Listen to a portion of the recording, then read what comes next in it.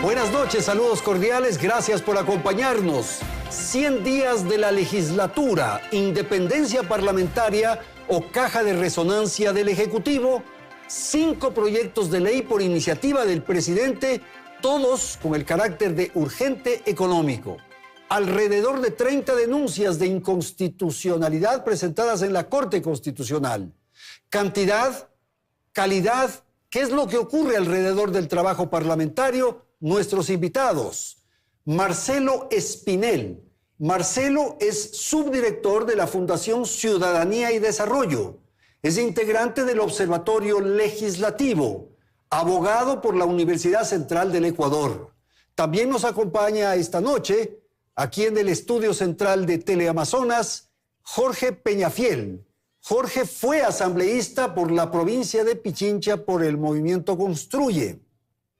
Es abogado por la Universidad Central del Ecuador, especialista en contratación pública y gobierno. Gracias a nuestros panelistas, esta noche no estará con nosotros Belén y nos ha preparado un trabajo respecto a lo que ocurre con la tarea parlamentaria desde la perspectiva de la responsabilidad constitucional y lo que sucede con la presencia de los legisladores jóvenes en el Parlamento.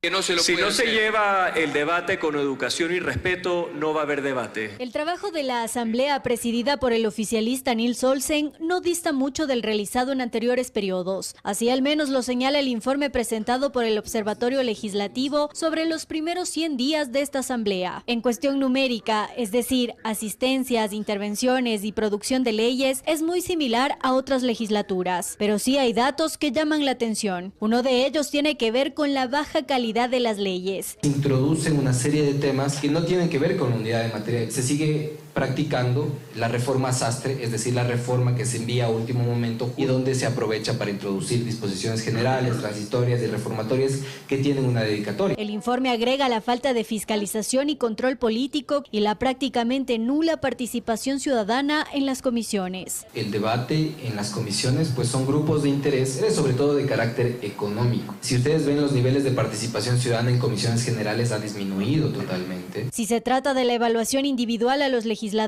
el 20,5% no tuvo ningún tipo de gestión durante este primer trimestre. El 19% no intervino en el pleno y hasta inicios de este mes las multas por impuntualidad y ausencias suman $70,000. Una de las recomendaciones del observatorio para los próximos años es que se cambien los requisitos para ser asesor legislativo, pues el 90% de estas plazas corresponde a cuotas políticas.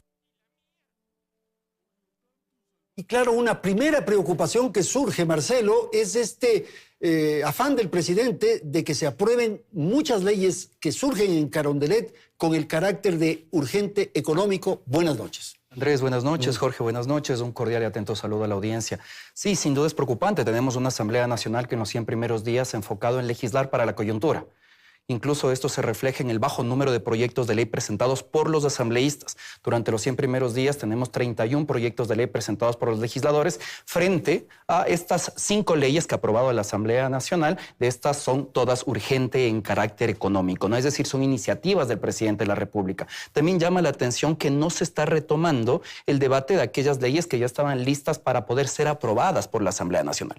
Es decir, leyes que fueron debatidas en anteriores periodos legislativos, construidas en anteriores periodos legislativos, y que se podía buscar un poco más de eficiencia, ¿no? Es decir, aprovechar el debate que ya se había realizado, y lo que ha hecho esta Asamblea Nacional es archivar lo pasado y únicamente enfocarse en estos proyectos de ley presentados por el Ejecutivo. Esa sensación de que el Parlamento, la Asamblea, Jorge, está subordinada al Ejecutivo.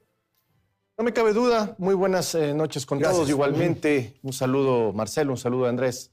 Aquí no cabe duda de que la Asamblea Nacional está trabajando para un proyecto político.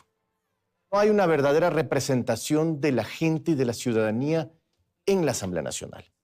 Es un libreto realmente hecho desde Carondelet hacia la Asamblea por un lado y hacia las otras instituciones. Lo que hace la Asamblea es seguir ese libreto al pie de la letra. Hay muy poco debate, muy poco, yo diría, disentimiento, casi que ni siquiera hay aporte. Esto viene desde el Ejecutivo, prefabricado, solamente como para meter al horno cocinarlo y sacar leyes a la medida del presidente de la República. No hay deliberación, no hay debate, no hay discusión. Y me parece que es interesante lo que usted dice. El Parlamento, la Asamblea en cualquier lugar del mundo es la representación de la población, de la ciudadanía, del pueblo, pongámoslo en términos más generales. ¿Aquí no se expresa eso? Sí, así es. No se expresa, y no solamente que no se expresa, Andrés, sino que estamos ante la repetición de como una caja de resonancia de lo que el gobierno nacional quiere. Y unos dirán, eso está bien porque ya aprobamos lo anterior y no servía, es decir, una asamblea opuesta. Y claro, ahí hay que reflexionar y elevar el debate y el argumento un poquito más. ¿Y a qué me refiero?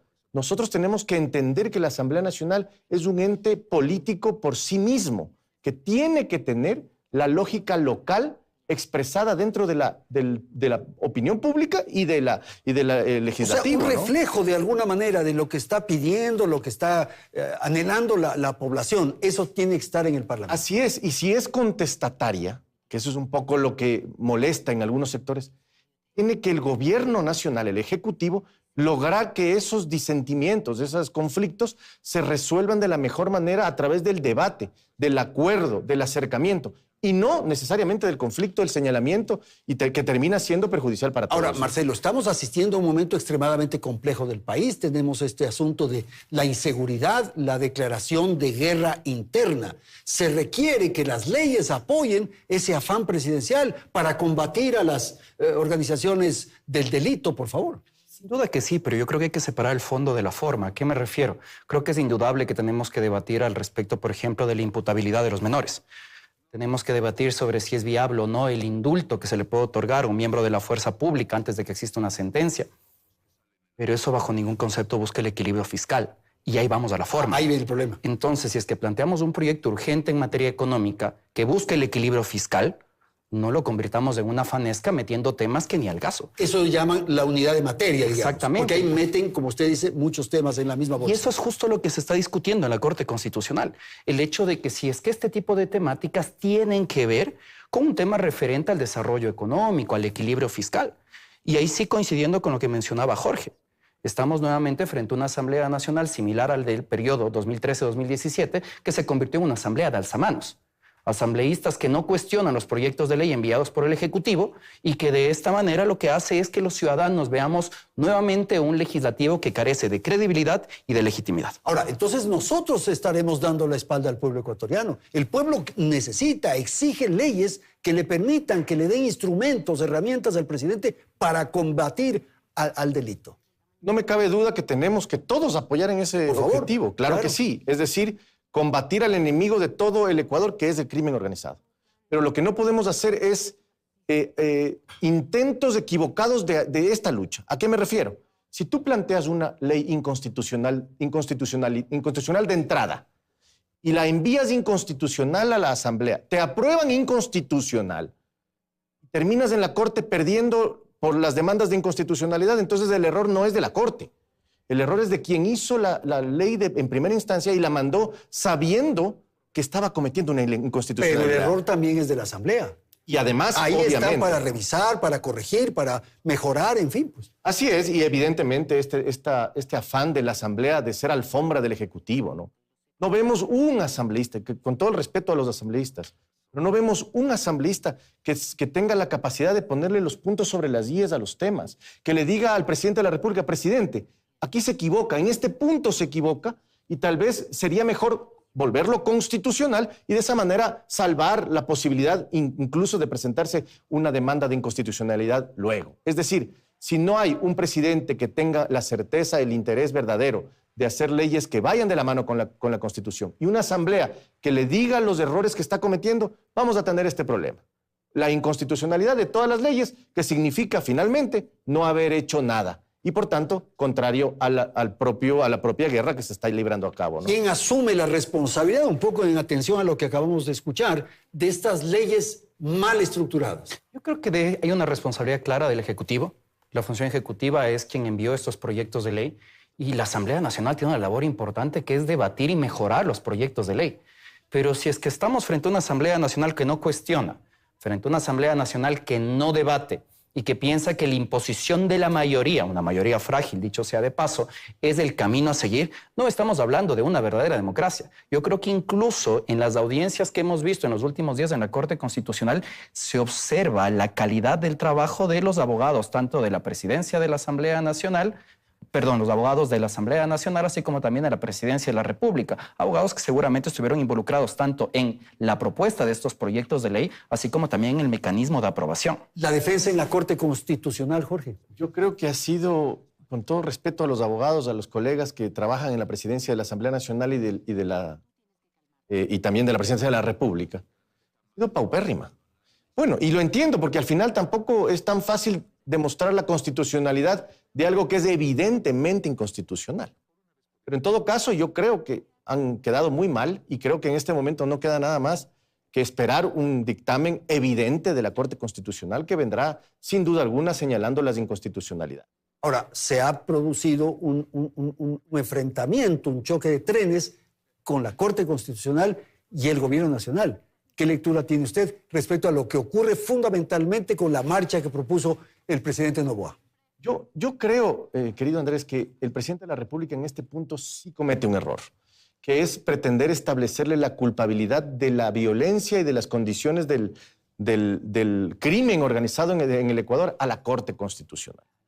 Al hacer esto, lo que está diciéndole a la gente es, no sé, yo no he gobernado, yo no he hecho nada, y la culpa es de la Corte porque ella, que es la que al final revisa la constitucionalidad, es la que pone los delincuentes, la que evita que los jueces envíen a la cárcel a los delincuentes, etc.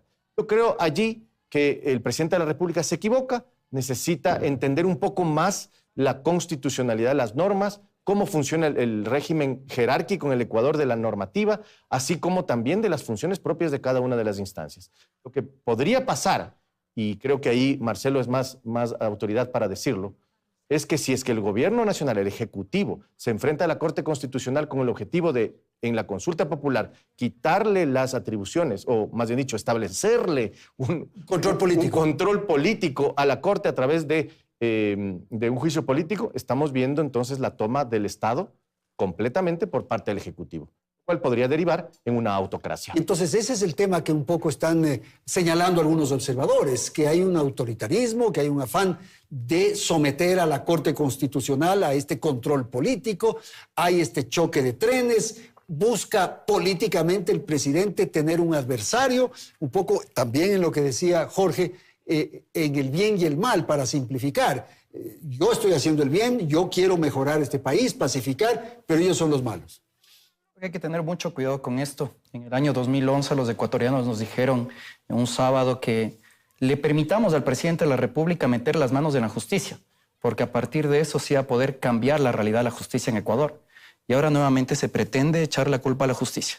Yo creo que hay que poner mucha atención a cuáles son los intentos del presidente de la República, no solo atacando a la Corte Constitucional, sino también al respecto de la influencia que puede tener en el proceso de designación del Consejo de la Judicatura, a los vocales, así como también la designación de la máxima autoridad de la Fiscalía General del Estado. Cuidado, y pues los ecuatorianos probablemente no es que nos molestaba el autoritarismo, sino quién era el autoritario.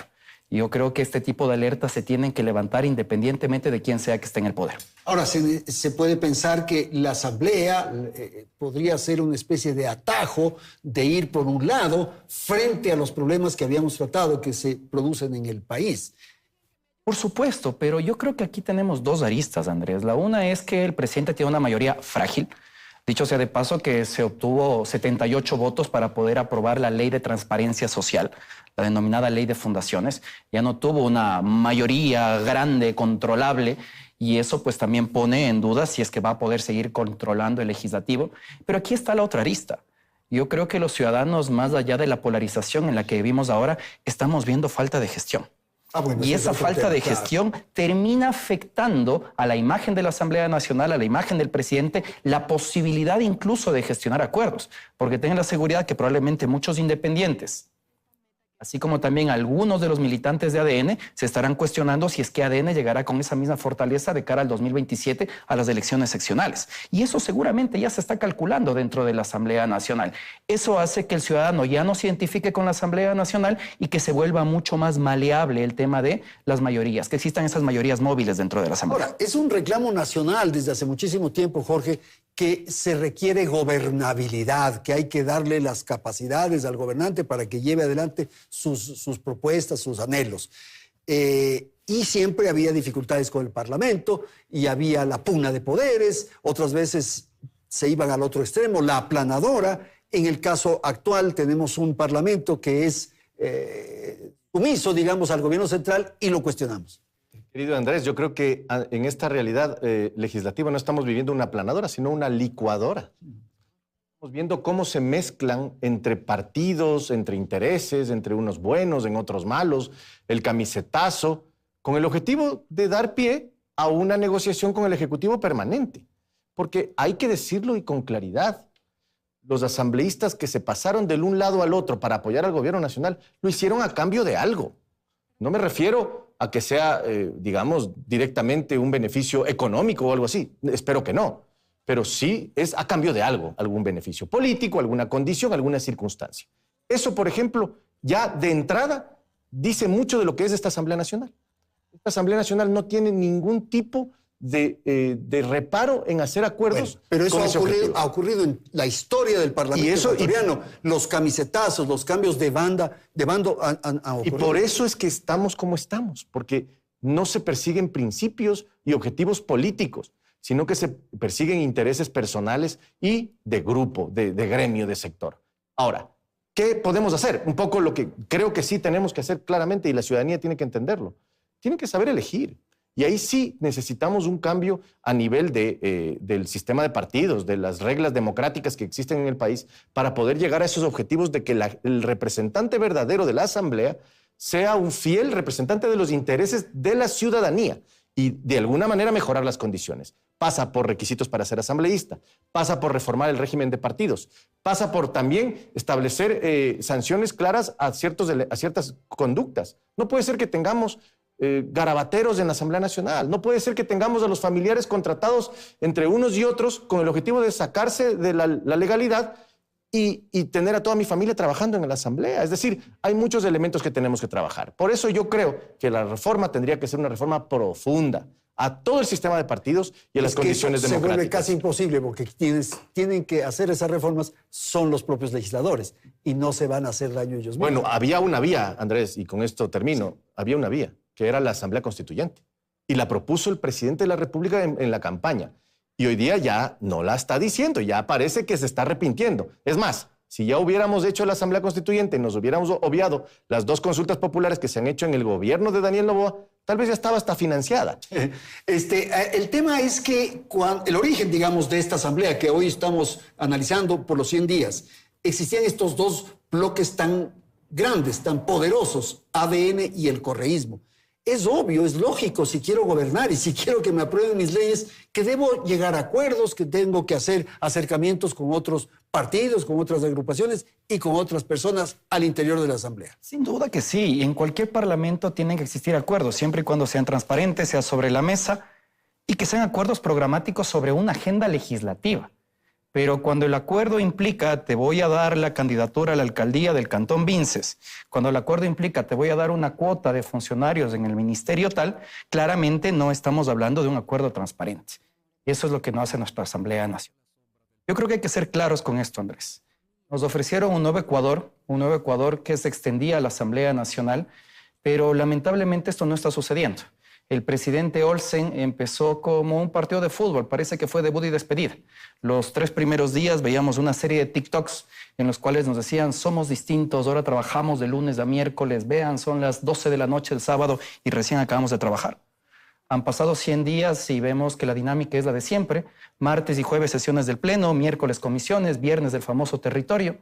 En la misma línea, una asamblea caracterizada por diezmos nuevamente, nepotismo y pues que adicionalmente está aprobando leyes que son cuestionadas dentro de la Corte Constitucional.